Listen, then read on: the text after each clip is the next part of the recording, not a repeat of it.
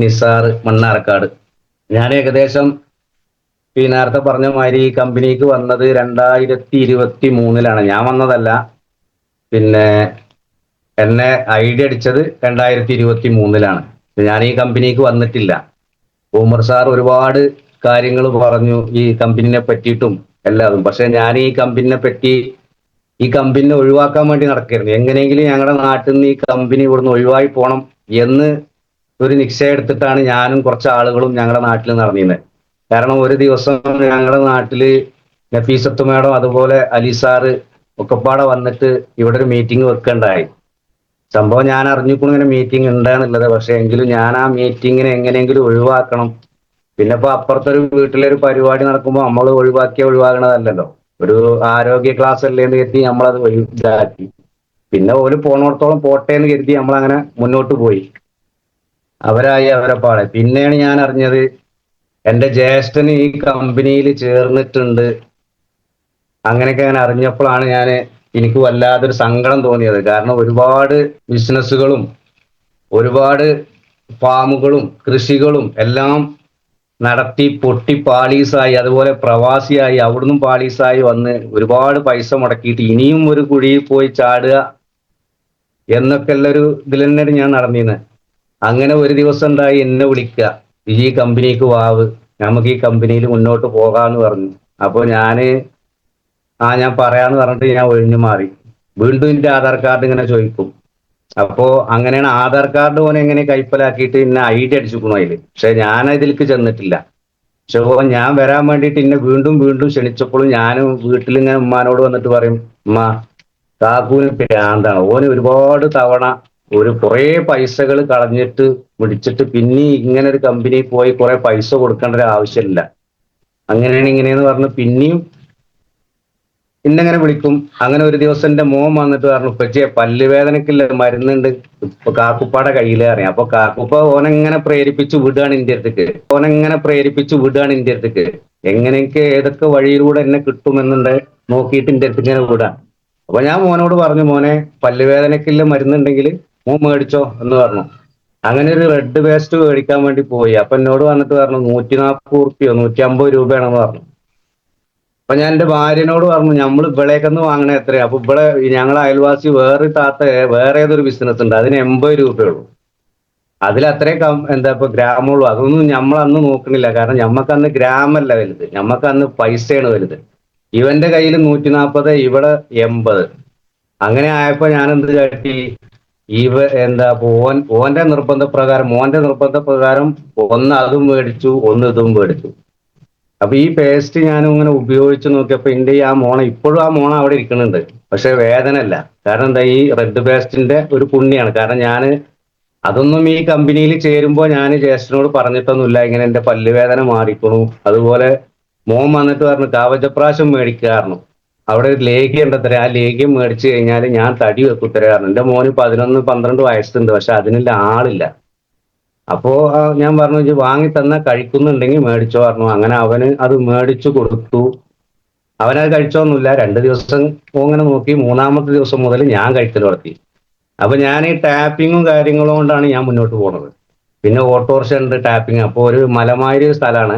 കിതപ്പും കാര്യങ്ങളൊക്കെ മാറിയപ്പോൾ ഞാൻ ഭാര്യനോട് പറഞ്ഞു, ആ ലേഹ്യം തിന്നിട്ടാ തോന്നുന്നുണ്ട്, എനിക്ക് ഏകദേശം ഇപ്പൊ വലിയ കിതപ്പൊന്നും ഇല്ലായിരുന്നു. അപ്പൊ ഞാൻ ഓളോട് അപ്പൊ തന്നെ പറഞ്ഞു, ഈ താത്താനോടൊന്നും പോയി പറയരുത്. കാരണം നമ്മൾ ഓലെ കമ്പനിനെ എതിർക്കുകയാണല്ലോ, എന്നിട്ട് ഓലെ സാധനം തിന്നിട്ട് നമ്മൾ വലിയ ആളുമാകുകയാണ്. അപ്പൊ അതൊന്നും പറയാൻ നിൽക്കരുത് എന്ന് പറഞ്ഞു. ഞാൻ പിന്നെ ഇന്ന ഐഡിയ അടിച്ച സമയം മുതലേ എനിക്ക് ഒരുപാട് ഗ്രൂപ്പുകളുണ്ട്, ജനസേവനം, അതുമാതിരി കുനൂസ്, അങ്ങനെയുള്ള ഗ്രൂപ്പുകളൊക്കെ ഉണ്ട്. അപ്പൊ ഞാനതിങ്ങനെ കാണും. ഏറ്റവും അടിയത്തെ ഒരു വോയിസ് കേൾക്കും, ഒഴിവാക്കും. 100 വോയിസ് ഒക്കെ വന്നിട്ടുണ്ടെങ്കിൽ ഏറ്റവും അടിയത്തെ വോയിസ് നോക്കും, അത് കേൾക്കും, ഒഴിവാക്കും. അതിന് മറുപടിയില്ല, നല്ലതുമില്ല ചീത്തയില്ല, ആ ഗ്രൂപ്പൊന്നും പോകൂല. പിന്നെ ഞാനിങ്ങനെ സൂമിന്റെ കാര്യം വന്നപ്പോൾ അതും ഞാൻ കേൾക്കൽ നിർത്തി. ഇതൊന്നും ഇപ്പൊ എന്റെ ജ്യേഷ്ഠനെ അറിയാനും പാടില്ല. കാരണം ഓനെ നിഷേധിച്ച ആളാ, ഓന് പ്രാന്താണ്. ആ പ്രാന്തിന്റെ പിന്നാലെയാണ് ഇപ്പൊ ഞാൻ ഓനെ അറിയാതെയാണ് ഇതിൽ നോക്കിക്കൊണ്ടിരിക്കുന്നത്. അങ്ങനെ ഏകദേശം ഒരു സെപ്റ്റംബർ മാസം ആയപ്പോഴാണ് ഇവൻ എന്നെ ഇങ്ങനെ വിളിക്കുന്നത്. ഒരു 5 മണിയായപ്പോ എന്നോട് വിളിച്ചിട്ട് ചോദിച്ചു, എന്റെ അക്കൗണ്ടിലേക്ക് പൈസ കയറിക്കണോ ചോദിച്ചു. അപ്പൊ ഞാൻ പറഞ്ഞു, പൈസ എൻ്റെ അക്കൗണ്ടിലുണ്ട്. ഞാൻ ഈ മാങ്ങ വണ്ടിയിൽ പോകുക കാരണം മാങ്ങക്ക് തമിഴ്നാട് പോകും. അങ്ങനെ അങ്ങോട്ടും ഇങ്ങോട്ടൊക്കെ ഞാൻ പ്രവാസ ജീവിതം വന്നതിന് ശേഷം ഡ്രൈവറായിട്ടാണ്. അപ്പൊ തമിഴ്നാട് പോകും, ഇങ്ങനെ വരും. അപ്പൊ പൈസ ഇങ്ങനെ വരും പോവും വരും പോവും. അപ്പൊ ഞാൻ പറഞ്ഞു പൈസ കയറലും വരവൊക്കെ ഉണ്ടാകും. അങ്ങനെ അവൻ എന്നോട് പറഞ്ഞു ഒരു പിന്നെ MI ലൈഫ് എന്നൊക്കെ പറഞ്ഞിട്ടില്ലേ, അങ്ങനെ എന്തെങ്കിലും പൈസ വന്നിട്ടുണ്ടോ ചോദിച്ചു. ഞാൻ പറഞ്ഞു ഞാനത് നോക്കലില്ല പറഞ്ഞു. എന്നിട്ട് ഞാനത് നോക്കി വിശദമായിട്ട്. അപ്പൊ അങ്ങനെ സംഭവം കയറിയിട്ടില്ല എല്ലാവരും. ആയിക്കോട്ടെ എന്നും പറഞ്ഞു കട്ട് ചെയ്തു. അടുത്ത ബുധനാഴ്ച വീണ്ടും വന്ന് ചോദിച്ചു അല്ലേ. അപ്പൊ ഇവർക്ക് സത്യത്തിൽ നല്ല ഭ്രാന്താണ്. കാരണം ഇവൻ ബുധനാഴ്ച ആകുമ്പോ ഇങ്ങനെ, എനിക്ക് ഈ ബുധനാഴ്ചയുടെ വിഷയമൊന്നും അറിയില്ല. ബുധനാഴ്ച ഇൻകം കയറും അല്ലെങ്കിൽ ബുധനാഴ്ച നമ്മളിൽ ഇതൊന്നും കയറില്ല. ഇടക്കിന്റെ മൊബൈൽ മേടിച്ച് കൊണ്ടുപോലുണ്ട്. അങ്ങനെ ഒരു മൂന്നാമത്തെ ബുധനാഴ്ച ഇതേമാതിരി ഒരു 5 മണിക്ക് എന്നെ വിളിച്ചു. തന്റെ മൊബൈലിൽ എന്തെങ്കിലും പൈസ കയറിക്കണോ ചോദിച്ചു. അപ്പൊ ഞാൻ പറഞ്ഞു ഇല്ല പൈസ കയറിയിട്ടില്ല. ഒരു 5:30-6 മണിയാകാൻ നേരത്ത് ഞാൻ വെറുതെ മൊബൈൽ നോക്കിയപ്പോൾ ഡിസ്പ്ലേന്റെ മുമ്പിൽ ഒരു 5960 രൂപ. അപ്പൊ ഞാനിങ്ങനെ നോക്കി, ഇതിപ്പോ ഒരു അറിയാത്തൊരു സംഖ്യയാണ്. അതിന് ഞാൻ ഓനക്ക് അങ്ങോട്ട് വിളിച്ചിട്ട് ഞാൻ ചോദിച്ചു, നോക്ക് ഒരു 5960 രൂപ കയറിയിട്ടുണ്ട്, അതെന്താ സംഭവം എന്ന് ചോദിച്ചു. അപ്പോഴാണ് ഓൻ എന്നോട് പറഞ്ഞത്, സാറേ കുറെ കാലമായിട്ട് ഇങ്ങനെ പ്രാന്താണ് മറ്റേതാണെന്നൊക്കെ പറഞ്ഞ് നടന്നിരുന്നല്ലോ, എന്നെ അത് മുടക്കാൻ നടന്നിരുന്നില്ല. ആ പ്രാന്തിന് കിട്ടിയ പറഞ്ഞു നടന്നതിന് അണക്ക് ഞാൻ തന്ന പൈസയാണെന്ന് പറഞ്ഞിട്ട് എനിക്ക് ഈ പൈസ തന്നു. കുറെ കാലമായിട്ട് ഇങ്ങനെ പ്രാന്താണ് മറ്റേതാണെന്നൊക്കെ പറഞ്ഞ് നടന്നിരുന്നല്ലോ, എന്നെ അത് മുടക്കാൻ നടന്നിരുന്നില്ല. ആ പ്രാന്തിന് കിട്ടിയ പറഞ്ഞു നടന്നതിന് അണക്ക് ഞാൻ തന്ന പൈസയാണെന്ന് പറഞ്ഞിട്ട് എനിക്ക് ഈ പൈസ തന്നു. അപ്പൊ എനിക്കും തോന്നി സംഭവം കുഴപ്പമില്ല. പക്ഷെ എന്നാലും ഒറ്റടിക്ക് നമ്മള് ഒരു ഈഗോ ഉണ്ടാവുമല്ലോ. ഇപ്പൊ എല്ലാവരുടെ മനസ്സിലും ഇപ്പൊ അതന്നെയാണ്. ഇപ്പൊ ഞാൻ കൂട്ടിയതാണെങ്കിലും ശരി, അങ്ങനെ ഇപ്പൊ എന്റെ ലീഡർമാരുടെ ഇടയിൽ ഞാനൊരു ഈഗോ കാണിക്കുന്നുണ്ടാവും. അങ്ങനെ എല്ലാവർക്കും ഉണ്ടാവും ഈഗോ. അപ്പൊ ആ ഈഗോയിൽ ഞാൻ വീണ്ടും പിടിച്ച് മുന്നോട്ട് ഇങ്ങനെ പോയി. എന്നാൽ എനിക്ക് ഇങ്ങനെ സമ്പാദ്യം കിട്ടുകയും ചെയ്തിരിക്കണു. അപ്പൊ പൈസയും കുഴപ്പമില്ല, പ്രൊഡക്റ്റും കുഴപ്പമില്ല. പക്ഷെ എന്നാലും എനിക്ക് അവനോട് തുറന്നു പറയാനൊരു ഈഗോ പ്രശ്നമുണ്ട്. അപ്പൊ ഞാനെന്ത് കേട്ടി മെല്ലെ ഇങ്ങനെ കണ്ട് ഇപ്പൊ ഏത് മെസ്സേജ് കിട്ടിയാലും എന്റെ മൊബൈലിൽ കൂടും, ഏത് മെസ്സേജ് കിട്ടിയാലും. അപ്പൊ ഞാനിങ്ങനെ കുറെ ആയപ്പോ പിന്നെ എന്റെ ഫോണൊക്കെ എടുക്കാതെ ആയി. കാരണം ഇതൊരു ശല്യക്കേടായി നമുക്ക്. അപ്പൊ പിന്നെ ഇങ്ങനെ പൈസ കിട്ടുകയും ചെയ്തു. പിന്നെ ഇനിയിപ്പോ വിളിച്ചാൽ എന്താ എന്നുള്ള രീതിയിൽ വീണ്ടും അങ്ങനെ തന്നെ ആളെ ചേർത്തിയും കൊണ്ട് ഇതൊക്കെ ഇരിക്കുകയാണ്. എന്നെ സത്യത്തില് സ്റ്റാർ ഒക്കെ കഴിഞ്ഞിട്ടാണ് ഞാനിങ്ങനെ ഒരു കമ്പനിയിൽ ഉണ്ട്, അല്ലെങ്കിൽ ഞാൻ സ്റ്റാർ അയക്കുന്നു എന്നൊക്കെ ഞാൻ അറിയുന്നത് സ്റ്റാർ കഴിഞ്ഞിട്ടാണ്. സ്റ്റാർ വരെ ഞാൻ പണിയെടുത്തിട്ടൊന്നുമില്ല. സ്റ്റാർ കഴിഞ്ഞതിന് ശേഷം ഞാൻ ഇവിടെ ഇങ്ങനെ മെല്ലെ എൻ്റെ അയൽവക്കത്തു കൂടിയും ഞാൻ പോണ ഭാഗത്തു കൂടി ഞാൻ ഓട്ടം പോകുമ്പോൾ അവിടെ ഒരു 5 മിനിറ്റ് കുത്തിരിക്കും. അങ്ങനെയൊക്കെ ഇരുന്നിട്ട് ഞാൻ എന്ത് കേട്ടും അവരോട് സംസാരിക്കും. അങ്ങനെ ആയി ടീമുകളൊക്കെ ഇങ്ങനെ ഡെവലപ്പ് ചെയ്ത് മുന്നോട്ട് ഇങ്ങനെ പോയി. അങ്ങനെ മുന്നോട്ട് പോയിട്ട് ഇപ്പോ ഇന്ന ഈ ഒരു കോലത്തിലേക്ക് ഇങ്ങനെ ആക്കിയെടുക്കണതെന്ന് പറഞ്ഞു കഴിഞ്ഞാല്, അങ്ങോട്ട് തിരിഞ്ഞാലും ഇങ്ങോട്ട് തിരിഞ്ഞാലും അലി സാർ ഒരു കോൾ ഉണ്ടാവും. ഇപ്പുറത്തേക്ക് നോക്കിയാലും അപ്പുറത്തേക്ക് നോക്കിയാലും മുസ്തഫ സാർ ഒരു പോസ്റ്റർ ഉണ്ടാവും. അത് കഴിഞ്ഞ് കഴിഞ്ഞാൽ ബ്ലാക്കിലൂടെ പിന്നെ നമ്മളെ പ്രൈവറ്റിൽ നഫീസത്ത് മേഡത്തിന്റെ ഒരു ഉപദേശം ഉണ്ടാവും. 24 മണിക്കൂറും കരീം സാർ ഒരു ഇതുണ്ടാവും. ഇന്ന അങ്ങോട്ടും ഇങ്ങോട്ടും പിരിയാൻ പാടില്ല. അപ്പൊ ഞാനും കണക്കൂട്ടി ഇനി ഞാൻ എന്തായാലും ഇതൊന്നോട്ട് പോകണമില്ല. പിന്നെ നമ്മുടെ മനസ്സിലേക്ക് ഇതൊന്ന് ചെറുതായിട്ട് കയറി കിട്ടിയാൽ മതി. പിന്നെ നമ്മൾക്ക് കൊടുങ്കാറ്റ് വന്നാലും പേമാരി വന്നാലും ശരി, നമ്മളിതൊന്ന് പോകൂല. നമ്മളിതൊന്ന് പോണത് എന്താണെന്ന് വെച്ച് കഴിഞ്ഞാല്, നമ്മളെ മനസ്സിലേക്ക് ഇതിൽക്ക് ഈ MI ലൈഫ് എന്താണ് അല്ലെങ്കിൽ എങ്ങനെയാണെന്ന് പോലും നമുക്ക് അറിയാത്തത് കൊണ്ടാണ് നമ്മൾ ഈ സംഗതിയിൽ നിന്ന് വിട്ടുപോണത്. 1% നമ്മുടെ മനസ്സിന്റെ ഉള്ളിലേക്ക് ഇത് കയറിക്കണു എങ്കിൽ നമ്മൾ പിന്നെ ഇതൊന്ന് ആട്ടിയിട്ട് കാര്യമില്ല. അപ്പൊ അലി സാർ എന്നോട് വന്നിട്ട് പറയണ ഇജ്ജിതിൽ വേണ്ട പറഞ്ഞു കഴിഞ്ഞാൽ ഞാൻ ചിലപ്പോൾ പ്രായമൊന്നും നോക്കൂല, നിങ്ങളൊന്ന് പോയി പണി വെക്കുന്ന പറയും. കാരണം എനിക്കിതൊന്ന് കിട്ടിപ്പടിഞ്ഞു. എനിക്കിപ്പോ ആഴ്ചക്ക് പിന്നെ എന്റെ വർക്കിങ്ങിനനുസരിച്ചിട്ട്, എന്റെ വർക്കിംഗ് എന്ന് പറഞ്ഞു കഴിഞ്ഞാൽ ഞാൻ ഇപ്പോഴും 1% പോലും ഇതിൽ വർക്ക് ചെയ്യണില്ല. പക്ഷെ എന്നിട്ടും എനിക്ക് തുച്ഛമായ സംഖ്യകൾ എനിക്ക് കിട്ടുന്നുണ്ട്. അൽഹംദുലില്ലാ ഹൈറാണ്. കാരണം എന്താ വെച്ചാൽ എന്റെ വർക്കിങ്ങിനുള്ള സംഖ്യ എനിക്ക് കിട്ടുന്നുണ്ട്. ഞാനത് ആരോടും അങ്ങനെ തന്നെ പറയാം, ഞാൻ വർക്ക് ചെയ്യണില്ല. ഞാൻ ഇപ്പോഴും എന്റെ ലീഡർമാരുടെ മുമ്പിൽ വന്നിട്ടാണ് പറയണത്, ഞാൻ 1% പോലും ഇതിൽ വർക്കിംഗ് തുടത്തിയിട്ടില്ല. ഞാൻ എന്നാ മീറ്റിങ്ങിന് ഞാൻ പോകുന്നുണ്ട്, ചിലപ്പോൾ കോഴിക്കോട് വരവുണ്ട്, അങ്ങനെ പല ഭാഗത്തു കൂടി ഞാൻ പോക്കുണ്ട്. അതും 1% പോലും ഞാൻ വർക്ക് ചെയ്യാതെയാണ് എനിക്ക് ഈ ഇൻകങ്ങൾ എനിക്ക് കിട്ടിക്കൊണ്ടിരിക്കുന്നത്. അപ്പോൾ നിങ്ങളും അതുപോലെ തന്നെ എന്താ ഞമ്മക്കില്ല ഒന്നല്ലെങ്കിൽ വീട്ടിലേക്കുള്ള സാധനങ്ങൾ മേടിച്ചിട്ട് ഓരോ സാധനങ്ങളെ നമ്മൾ വീട്ടിൽ കൊണ്ടുവന്ന് വെക്കുമ്പോഴേ നമ്മൾ അപ്പുറത്തെ ആളുകളും ഇപ്പുറത്തെ ആളുകളും നമ്മളോട് ചോദിക്കുള്ളൂ.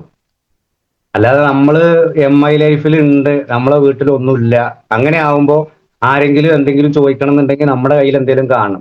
ഞാനൊരു ഓട്ടോറിക്ഷയിലാണ് പോണത്. എന്റെ ഓട്ടോറിക്ഷന്റെ ബർത്തിന്റെ അവിടെ എപ്പോ നോക്കിയാലും ഇപ്പോഴും ഉണ്ടാവും 3 ഹെർബൽ പേസ്റ്റും ഒരു റെഡ് പേസ്റ്റും ഉണ്ടാവും. അത് മാത്രമേ അവിടെ വെക്കുള്ളൂ. കാരണം എന്താണെന്ന് വെച്ച് കഴിഞ്ഞാൽ അത് ഇനിയിപ്പോ ആരെങ്കിലും എവിടെയെങ്കിലും വണ്ടി നിർത്തിയിട്ട് ഇനി കളവ് പോയാലും കോട്ടയം നിന്നാണ് കൂട്ടാം.